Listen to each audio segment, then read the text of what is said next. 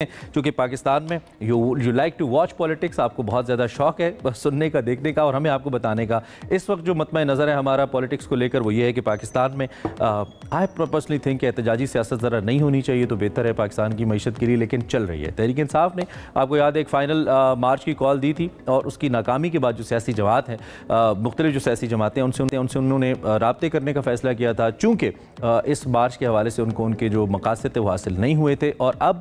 Party اس مقصد کے لیے ایک آل پارٹیز کانفرنس بلانے پر غور کر رہی ہے، جس میں انہیں احتجاج کے دوران جو حکومت کی جانب سے مبینہ طور پر طاقت کا استعمال کیا گیا ہے، دس از وٹ دے سے کہ جس طرح حکومت نے ان کے لوگوں کو مارا ہے، فائر کیا ان کے اوپر، دو کہ حکومت اس کو ڈینائی کرتی ہے،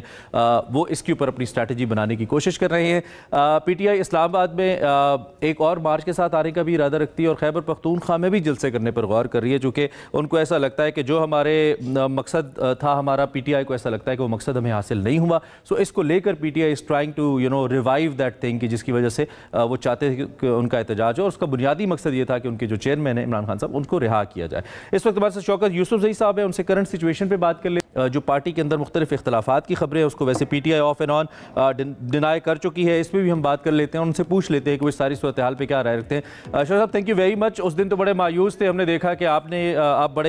کا جو باڈی لینگویج تھا وہ بھی تھوڑا ہمیں ڈاؤن لگا، اور ظاہری بات ہے دن بھی ایسا تھا، لیکن یہ جو all parties conference in particular, کیا اس کو ہم اعتراف سمجھے؟ آپ کامیاب نہیں ہوئے تو آپ ہمیں یہ بتائیے کہ یہ آل پارٹیز کانفرنس آپ نے بلانے کا فیصلہ ایکچولی کیوں کیا؟ گورنر کہہ رہا ہے کہ جی میں 5 دسمبر کو وہ کہہ رہا ہے کہ جی ہم اے پی سی بلا رہے ہیں۔ اچھا، اے پی سی میں کون لوگ ہیں؟ اے پی سی میں وہی لوگ ہیں ان کے اتحادی جو ان کے ساتھ حکومت میں بیٹھے ہیں۔ ایک این پی ہے، اور اس این پی کا بھی نظریہ معلوم ہو چکا ہے، کیونکہ سب سے زیادہ ڈن جو دیا ہے جے یو آئی کو اور این پی کو، تو وہ پی ٹی آئی نے دیا ہے خیبر پختونخوا کے اندر، کیونکہ یہی جماعتیں تھیں جو بڑی سیٹیں لے کے آتی تھی، لیکن یہ کئی 2-3 الیکشن جو ہوئے اس میں ان کا صفایا ہو گیا، خاص طور پہ این پی کا تو بالکل صفایا ہو گیا۔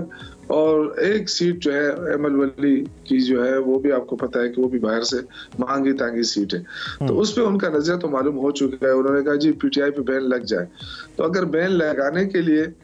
یہ اے پی سی بلا رہے ہیں تو یہ سازش ہے، اور اگر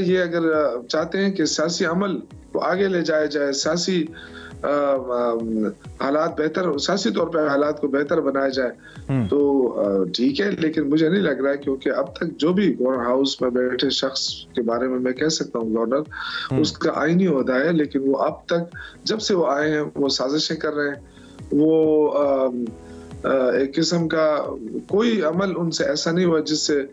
صوبے کے اتحاد میں مضبوطی آئے یا صوبے کے مسائل کو حل ہو۔